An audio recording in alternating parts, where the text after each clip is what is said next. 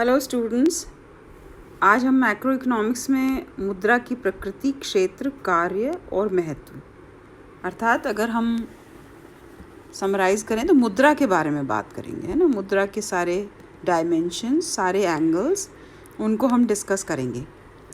देखिए, कोई भी अर्थव्यवस्था में हम उत्पादन के साधनों की बात करते हैं और सारे उत्पादन के साधनों को जो प्रतिफल मिलता है वो मुद्रा के रूप में मिलता है।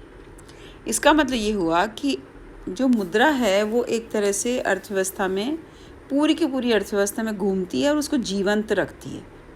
तो ये रक्त की भांति है, जैसे हमारे शरीर में रक्त घूमता है और पूरे शरीर को जीवंत बनाए रखता है, तो वो घूमता हुआ रक्त जो है हमारे स्वास्थ्य की निशानी होती है।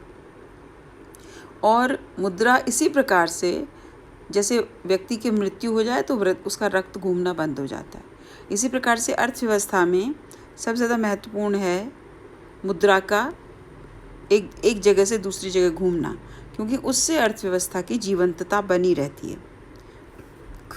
एक्चुअली मैक्रो इकोनॉमिक्स में 3 मुख्य मुद्दे हैं: आर्थिक विकास, मुद्रास्फीति और बेरोजगारी, है ना। ये 3 मुख्य मुद्दों पर पूरा मैक्रो इकोनॉमिक्स घूमता है और इन तीनों में सबसे ज़्यादा भूमिका मुद्रा की है। यानी मुद्रा के प्रति जो नीति है वही सबसे ज़्यादा महत्वपूर्ण है कि मुद्रा कम ज़्यादा चलन, कम चलन, उसका इकट्ठा होना, उसका बिखरना, उसका वितरण होना, ये सारी चीज़ें मुद्रा के आसपास है। इसलिए अगर मुद्रा की परिभाषा हम देखें तो उसके क्षेत्र, उसका प्रकृति, उसके महत्व, कार्य, उन पर हम बात करें। सबसे पहले हमें देखना होगा कि आखिर मुद्रा है क्या, है ना। तो मुद्रा सामान्य भाषा में हम कह देते हैं कि मुद्रा जो सर्वसामान्य है, कोई भी सरल और सर्वसामान्य परिभाषा उसकी हम स्वीकार कर सकते हैं। तो मुद्रा में 2 प्रकार की परिभाषाएं आती हैं। एक तो जो संकीर्ण है, जो मुद्रा के बहुत ही सीमित कार्यों की तरफ संकेत करती हैं, और एक परिभाषा मुद्रा की है जो कि मुद्रा को बहुत विस्तृत रूप में देखती हैं। जो सबसे महत्वपूर्ण और सबसे पॉपुलर परिभाषा है वो F.A. वॉकर की है कि मुद्रा वह है जो मुद्रा का काम करे, ठीक है ना। तो money is what money does, ये परिभाषा बहुत विस्तृत मानी जाती है और इसको बहुत ज़्यादा स्वीकार किया, अगर बहुत पॉपुलर भी हुई। इसी के अलावा हार्टले विदर्स की परिभाषा है जो कि थोड़ी एलैबोरेट करती है।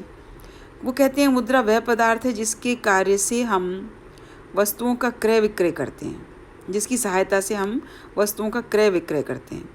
तो उन्होंने वस्तुओं के क्रय विक्रय यानी विनिमय, इधर उधर होने का, वस्तुओं खरीदने का और बेचने का, उसमें मुद्रा का महत्वपूर्ण कार्य माना। रॉबर्टसन ने कहा जो वस्तुओं के भुगतान में अथवा कई प्रकार के अन्य व्यावसायिक दायित्वों को चुकाने में व्यापक रूप से स्वीकार की जाती है, यानी लोगों की स्वीकृति बहुत महत्वपूर्ण है ना।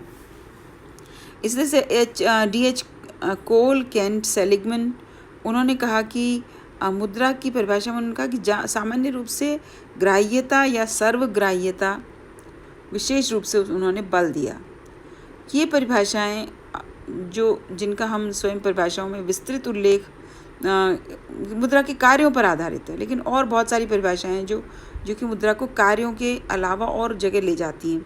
जैसे क्राउथर कहते हैं कि मुद्रा वह वस्तु है जो विनिमय के माध्यम के रूप में सामान्य स्वीकृत की जाती है, अर्थात कर्ज चुकाने के माध्यम के रूप में, और साथ ही वह मूल्य की मापक है और मूल्य के संग्रह का भी काम करती है। तो इन्होंने थोड़ा सा आगे बढ़े, न केवल कार्य बल्कि मूल्य की मापक और मूल्य का संग्रह। फिर रिचर्ड जी लिप्से और क्रिस्टल कहते हैं कि मुद्रा किसी भी सामान्यतया स्वीकृत विनिमय के माध्यम, अर्थात कोई भी ऐसी वस्तु जो वस्तुओं और सेवाओं के विनिमय में व्यापक रूप से स्वीकार की जाएगी के रूप में परिभाषित किया जा सकता है। तो लिप्से और क्रिस्टल कहते हैं कि 2 बातों पर बल देते हैं: यह वस्तुओं और सेवाओं के विनिमय के माध्यम के रूप में सामान्य रूप से स्वीकृत, सामान्य रूप से काम करती है ना।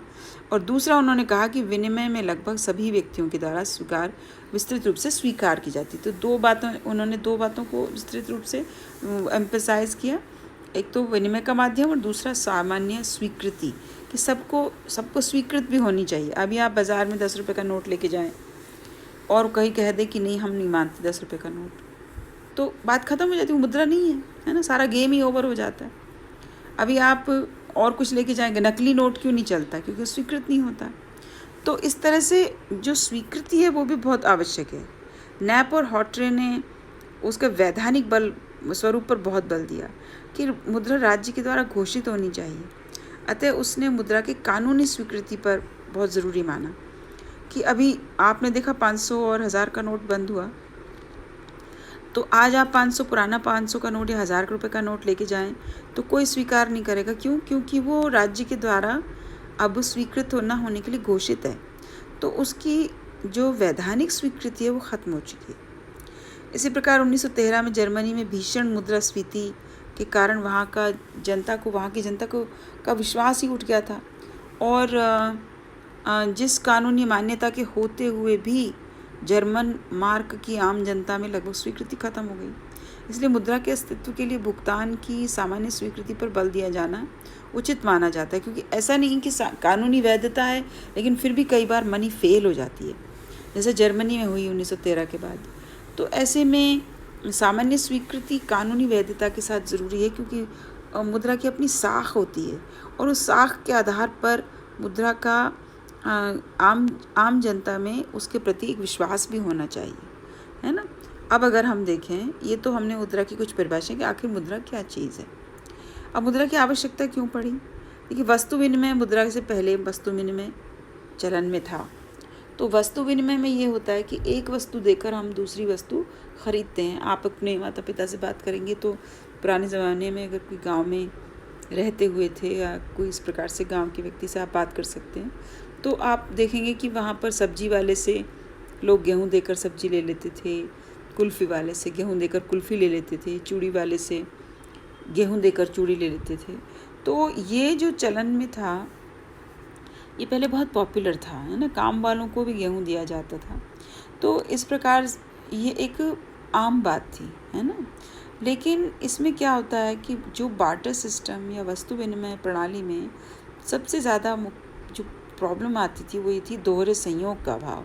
किसी को गेहूँ नहीं चाहिए और आपके पास गेहूँ है और आपको कपड़ा लेना है, तो अब आप एक व्यक्ति, जो एक्स व्यक्ति गेहूँ दे सकता है, वाई व्यक्ति कपड़ा दे सकता है, लेकिन एक्स व्यक्ति को गेहूँ तो देना है लेकिन कपड़ा नहीं लेना है, सब्ज़ी लेनी है, समझे आप। और वाई व्यक्ति को कपड़ा तो देना है लेकिन गेहूँ नहीं लेना है, उसे बदले में और कुछ चाहिए, उसको बदले में कुछ मकान चाहिए, है ना। तो ऐसी स्थिति में दोहरा संयोग होना ज़रूरी है। यानी ए व्यक्ति अगर कुछ बेचना चाहता है और बी व्यक्ति कुछ बेचना चाहता है, तो दोनों के आपस में ये होना चाहिए कि जो ए व्यक्ति लेना चाहिए वो बी के पास हो और जो बी व्यक्ति लेना चाहिए वो ए के पास हो। लेकिन ऐसा तो हमेशा हो नहीं सकता, तो इसमें दोहरे संयोग का अभाव हो गया। तो मुद्रा एक बीच में ऐसी चीज़ आ गई, जो आप कुछ खरीदना चाहते हैं तो मुद्रा दे दीजिए, आप कुछ बेचना चाहते हैं तो मुद्रा ले लीजिए, है ना। तो दोहरे संयोग का जो अभाव है उसकी पूर्ति मुद्रा कर सकती है। फिर मूल्य की मापक, मान लीजिए कि आदमी बकरी बेचना चाहता है, उसके बदले में गेहूँ वाला कहता है कि वो उसको 100 किलो गेहूँ देगा, ठीक है। अब वो कहेगा नहीं, मैं तो 50 किलो गेहूँ ही दूंगा, लेकिन आधी बकरी तो नहीं खरीद सकता। तो इसमें मूल्य का मापक का अभाव हो जाता है कि मूल्य का मापा कैसे जाए मूल्य को, है ना। मान लीजिए एक समाज में ABC 3 वस्तुएं हैं, तीनों भाव ABC और ए का बी में, बी का सी में, ए का सी में, तीनों के भाव याद रखिए। तो इतने कितने भाव याद रखोगे? तो मूल्य की मापक मुद्रा होते ही ये सारी प्रॉब्लम सॉल्व हो जाती हैं। वस्तुओं की अविभाज्यता और विभाजनशीलता, जो मैं पहले दे दिया था उदाहरण आपको, यहाँ सार्थक रहेगा कि आधी बकरी नहीं दे सकते, आधी गाय नहीं दे सकते आप। जूतों की जोड़ी है तो एक जूता नहीं दे सकते, है ना। तो इस प्रकार से वस्तुओं की अविभाज्यता या विभाजनशीलता कमी हो सकती है। भविष्य के लिए मूल्य संग्रह की कठिनाई हो सकती है। एक आपके पास गायें हैं 20, और भविष्य के लिए आप ये नहीं कह सकते 20 साल तक इन गायों को रख सकते हैं, बीमार हो सकती हैं, मर सकती हैं। तो मूल्य की लेकिन संग्रह में कठिनाई होगी। गेहूं को रख नहीं सकते आप, अनाज को, सब्जियों को, कपड़े को, वस्तुओं को बहुत समय तक रखना मुश्किल होता है क्योंकि वो ख़राब हो जाती हैं। तो मूल्य के संग्रह की कठिनाई का विषय आया। तो ये 4 चीज़ें, ये 4 प्रॉब्लम्स ऐसी थीं जो वस्तु विनिमय प्रणाली में जिसकी वजह से समस्या हुई और मुद्रा अस्तित्व में आई। ठीक है, तो मुद्रा का क्या कार्य हुआ? मुद्रा के कार्यों को अगर हम देखें तो मुद्रा के कार्यों को हम 3 भागों में विभाजित करते हैं। मुद्रा के प्राथमिक कार्य, मुद्रा के द्वितीयक या सहायक कार्य या गौण, और तीसरा मुद्रा के आकस्मिक कार्य, है ना। अब जो प्राथमिक कार्य हैं मुद्रा के, उसमें पहले प्राथमिक यानी बहुत प्राइमरी, बहुत ही बेसिक कार्य, उसमें अगर हम देखें तो प्राथमिक कार्यों में आते हैं विनिमय का माध्यम, यानी मुद्रा, वस्तुएं और सेवाएं खरीदने के लिए मुद्रा देनी होती है और वस्तुएं और सेवाएं बेचने के लिए भी मुद्रा लेनी होती है ना। तो यानी कि भुगतान का जो कार्य है विनिमय का माध्यम है, वस्तुओं को लेने का और वस्तुओं को बेचने का, यानी क्रय और विक्रय का जो माध्यम है वो मुद्रा है। वो सबसे उसका प्राइमरी कार्य है, बेसिक कार्य। फिर मूल्य की मापक है ना, वो भी बेसिक कार्य है। मूल्य की मापक यानी कि हिसाब किताब के लिए हम मुद्रा को हम एक इकाई के रूप में प्रयुक्त करते हैं, है ना। तो अब मान लीजिए सरकार के पास गेहूँ रखा है, तो सरकार ये नहीं कहेगी इतना गेहूँ है, वो कहेगी इतने रुपए का गेहूँ रखा है। मूल्य का माप हो गया, है ना। आपके पास गाय है, तो एक ए व्यक्ति के पास भी गाय है, बी व्यक्ति के पास भी गाय है, लेकिन किसकी गाय बेहतर है उसको पता करने के लिए उसका मूल्य, कि इतने रुपए की उसकी गाय तो 50,000 की, उसकी गाय 40,000 की, तो 50,000 वाली गाय बेहतर हो गई, है ना। तो मूल्य का मापक हो गई, राइट।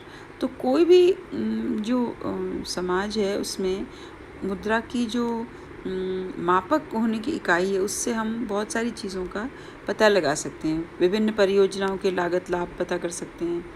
साम्यवादी समाज को भी मुद्रा का उपयोग लेखे जोखे के लिए इत्यादि के लिए। तो ये मुद्रा के प्राथमिक कार्य हैं। अब अगर हम सहायक और गौण कार्य पर आएँ तो तीसरा कार्य है मुद्रा का मूल्य संग्रह, है ना। वस्तुओं को तो हम संग्रहित कर नहीं सकते, लेकिन आप बैंक में मुद्रा रख सकते हैं।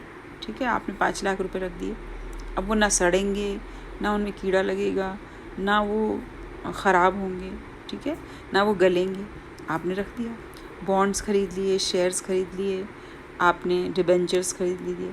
तो ये जो स्थितियां हैं, जिसे क्रिस्टल और लिप्से कहते हैं, कि वो कहते हैं मुद्रा अकेले व्यक्ति के लिए तो संचित धन के संबंध में संतोषजनक संग्रह का काम करती है, लेकिन सारे समाज के लिए ऐसा नहीं कर सकती, है ना। यदि अकेला व्यक्ति मुद्रा का संग्रह करता है तो व्यय करने पर उसे दूसरा व्यक्ति का माल मिल जाता है, लेकिन यदि सारा समाज बचाए मुद्रा, तो ऐसे में समाज में मुद्रा रुक जाएगी और मुद्रा का जो प्राइमरी कार्य है लेन देन का वो ख़त्म हो जाता है। खैर ये दूसरा विषय है, लेकिन मुद्रा जो है वो मूल्य संग्रह का काम करती है। अब विलंबित भुगतान का आधार, यानी कि जो भी अर्थव्यवस्था में ऋण है, मान लीजिए एक व्यक्ति ऋण लेता है, उसको भविष्य में वो ऋण लेकर के वो अभी वर्तमान में अगर वो ऋण लेकर के और मकान बनाता है, तो भविष्य में वो मकान को नहीं रिटर्न करेगा, वो भविष्य में क्या रिटर्न करेगा, वो मुद्रा ही रिटर्न करेगा, है ना। तो विलंबित भुगतान का आधार भी मुद्रा हो गई, है ना। मुद्रा लेकर के वस्तु खरीद ले, लेकिन अंत में मुद्रा के रूप में ही ऋण को लौटा दे। तो मुद्रा ने ऋणों के लेन देन को बड़े पैमाने पर संभव बनाया। इस प्रकार से मुद्रा के अन्य कार्यों में मूल्य के हस्तांतरण, साख का आधार, राष्ट्रीय आय के वितरण का आधार, उपभोक्ताओं और उत्पादकों द्वारा साधनों के सर्वोत्तम उपयोग की भी चर्चा हम करते हैं। इनका वर्णन हम आगे करेंगे, लेकिन ये जो प्राथमिक कार्य और मुद्रा के सहायक कार्य हैं, है ना। बाकी मुद्रा के अन्य कार्य हम अगले लेक्चर में डिस्कस करेंगे।